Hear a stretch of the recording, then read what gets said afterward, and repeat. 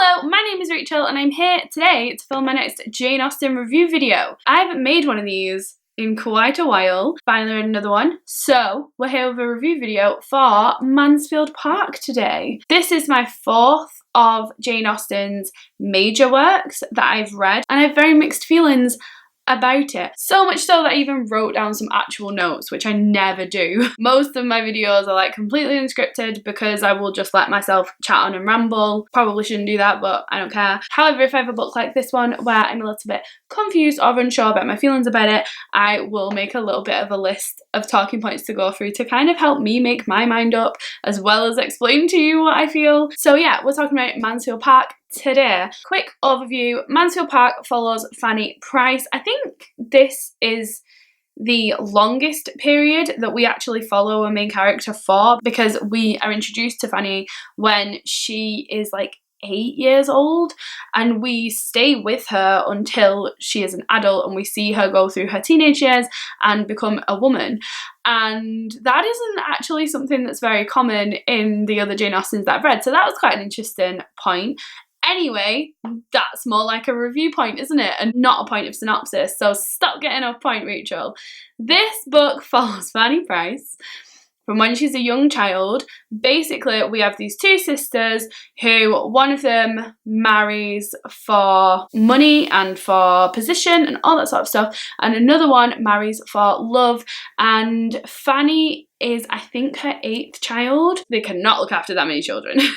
They're not very rich and they have so many children already that one of her sisters offers to look after Fanny Price for her. So Fanny goes to live at Mansfield Park and grows up with them. She lives with her cousins. That's all I'm really going to say synopsis-wise. So, in terms of my thoughts on this book, I have given this book 3 stars, which I am feeling quite conflicted about.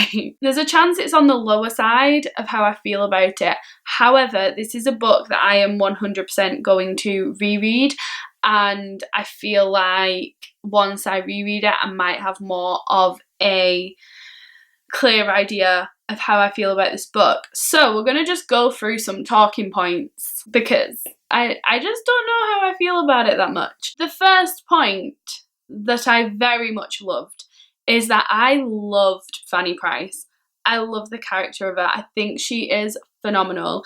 She is someone who is criticised widely. I said a lot before I read this book that this was the book that I was like wary of. I've heard it's very boring. This is the book that I just didn't know if I was going to enjoy. I was even going to skip it and go straight to Emma and Persuasion and leave this one for the end, not do it in publication order because it was taking me so long to motivate myself to pick this book up. That's the situation I was in, and a lot of that was to do with the fact that Fanny Price is often criticised as being boring, being someone people don't connect with, as being really passive, and so I was like, I'm not feeling that. That's not the kind of heroine that I enjoy in a book. But like, fuck that. Fanny Price isn't passive at all. Like, I don't understand why she's criticised as passive. I mean, I kind of get it. Like, I can see it, maybe.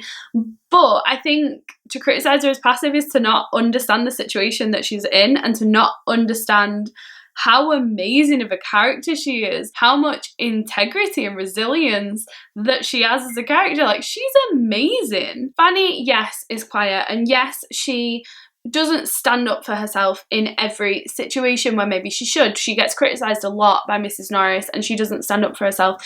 But then, you know, she is a guest in their house. They have taken her in, they look after her, and they're a family. She's dependent on them. Sometimes if someone is calling you, it is easier to just bite your tongue, water off a duck's back, just let it roll on and move on, and it's over quicker. And if you make a big deal about it, people make it a bigger deal and they, you know, will do it more. And I thought that it was a really strong character trait in Fanny that she didn't rise to the bait, that she was able to keep her cool in all of these situations where she was being called and underestimated and all that sort of stuff. I thought that showed a real resilience of her character, and I enjoyed that. I would also say, like, she's criticised as like the shittest Jane Austen heroine. I disagree. She does the same as Lizzie Bennet. She refuses to marry someone who is amazing prospect for her and better prospect for her than Mr. Collins ever was for Lizzie. She, you know, refuses him flat out, and it's because she doesn't agree with his character, and everyone around her is like, no, you should marry him, no, you should marry him. Even Edmund.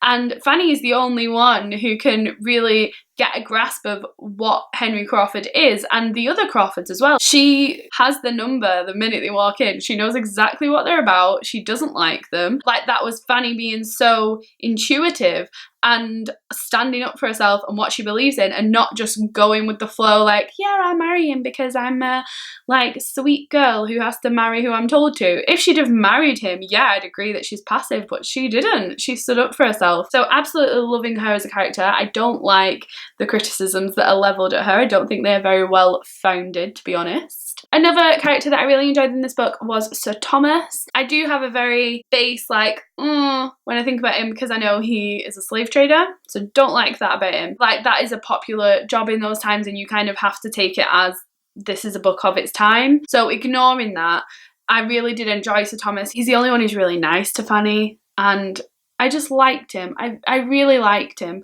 I found the parents to be very similar to Pride and Prejudice, actually, where Mrs. Norris does remind me of a Mrs. Bennet character, just in the way that she's very like vocal, and she's very like taken away with the stuff that the young people are doing. Like, Mrs. Bennet is very taken off with what Lydia and Kitty are doing, and she's like, of course you should get new clothes if the officers are coming, of course you should get all of this stuff. And I found that Mrs. Norris was the same, where she was like, yeah, we can do this play. Oh, it doesn't matter if it's got all these ridiculous, you know, sexual stuff going on that we shouldn't be getting involved in. I don't know if it was sexual stuff. I just assumed that that's what it was. That was the, you know, thing that they shouldn't be doing at the time. I was assuming there was some sort of sexual undercurrent in that play. On a slight side note, I've run out of normal tea and I'm having an Earl Grey tea. It's my first Earl Grey tea in like months, and it's so delicious. Why did I stop drinking Earl Grey tea?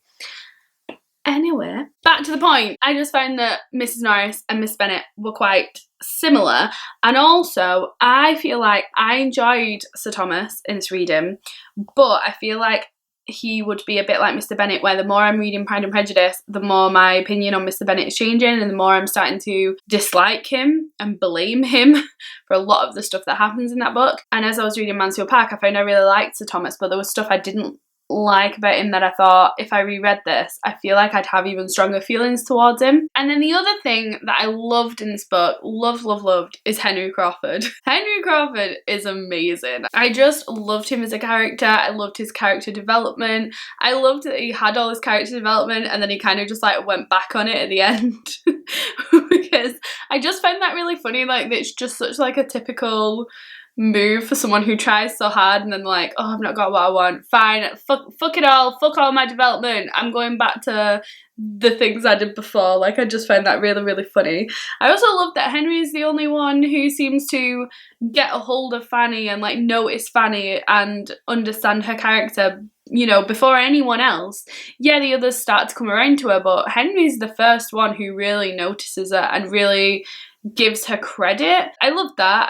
I think he was very funny and refreshing, and he was one of the only characters in this book who was really enigmatic and jumped off the page, and I think that's why he really sticks out when you read this book. Also, the Crawford sisters did jump off the page, to be fair, but I would say like Henry Crawford was the only one who was really like, he's the name that I would take away from this book. Fanny Price and Henry Crawford. The others can kind of float away. And that will move us swiftly on to the things that I didn't enjoy as much. And we're going to start with the biggest one, which is Edmund, who's fucking boring. What I've wrote on this piece of paper about Edmund is Edmund is uptight, aware all the way through that she loves him, and I just found myself trying to figure out why a lot of the time. Like, yeah, that sums it up. Why? I get that he was supposed to be like, he's got his morals and he's quite like nice and whatever, but no, like, he was just boring. So boring all the way through. I just did not enjoy him. And I respected that him and Fanny were quite similar. I understood that the two of them had this slow burn romance between them that developed all the way through the book. But then the thing that bothered me then even more is that I feel like I would have been able to understand it if I'd had a little bit of time with them two together, but the book just ends. The last chapter really pissed me off. It kind of completely zooms out of the story and like gives you an overview of every character instead of focusing on giving them all their own ending. I mean, I know this book is long, to be fair, like maybe she was like, okay, I need to round this shit up, it's getting too long, who knows, but I just found she was kind of rushing to an ending instead of taking her time, and so all this slow burn that she'd worked up all the way through the book kind of fell flat when I then didn't get any payoff. I didn't see them together properly, and that was quite disappointing. So I didn't enjoy the romance in it, didn't enjoy Edmund, and I didn't enjoy the ending of it. The last thing that I want to say is that I felt a distance from the characters in this book. I know Fanny Price is criticised a lot for being just an observer and unemotional. I don't agree at all. I don't think she's just an observer. I think she does take part in the plot, and I think she does show emotion, especially to us as the reader, because everything is very internal. She might not show those emotions to the other people around her, but we're very aware. Like she doesn't tell Edmund how she feels about Mary until right near the end, but we know as a reader how she feels, so we know her emotions even if she doesn't show it to the other characters. So I wouldn't agree in that way. However, there is some distance that I felt, and I've said this before, a distance between me and a character that I'm reading about is one of the most difficult things for me, and it's one of the things that keeps me from rating a book very high. So I felt like this book kind of kept you at arm's length, and I couldn't get close enough to it to really, really enjoy it and to really be enveloped in this story. So that is why it's sitting at 3 stars at the minute. However, like the more I concentrate on Fanny as a character, the more I'm like, maybe you should have given it 3.5, 4 stars. The more I think about Henry Crawford, I'm like, maybe you should have given it 4 stars. But then I think about its distance, and it was there. There was times where I was like picking it up, like, oh, I'm not sure if I want to read it right now, which isn't how I want to feel when I read a book. So I'm very unsure about it, and I think it is a book that is just going to consolidate on a reread. They are my thoughts on Mansfield Park. I don't know if they were very ordered, and I didn't really talk about a lot of things in this book, but I talked about the things that were important to me and the things that I enjoyed and didn't enjoy. So they are my thoughts on Mansfield Park. If you have read Mansfield Park, please let me know down below. I read this as part of Jane Austen July, so I will link the Goodreads page and stuff like that down below so you can go and check it out. This is actually the second book I read for Jane Austen July. I also reread Pride and Prejudice because just keep doing that, don't I? Wasn't a good idea to reread Pride and Prejudice just before this, because Pride and Prejudice is like so good. It has such a special place in my heart that like it's not a good idea to read books after that because none of them are going to compare.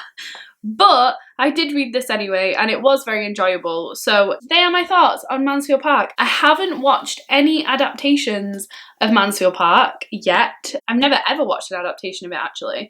So it was quite nice going into it. I also have the same with Persuasion, where I don't know really anything about Persuasion except the blurb, and I haven't ever watched a film about it, so I'm really excited for that one because I feel like this one's been nice because I didn't know anything about it. So yeah, that was Mansfield Park, and the next book in my little Jane Austen readathon of 2 years is Emma, which I've been excited to read for years and years and years. I think even in my original announcement that I was going to read all of Jane Austen's works, I said in that video that Emma was the one I was most excited to read because I just think it's going to be a book that I love. So I'm very, very excited to pick up that one next. This video is finished. That was Mansfield Park. Thank you very much for watching, and I will see you in my next video. Bye!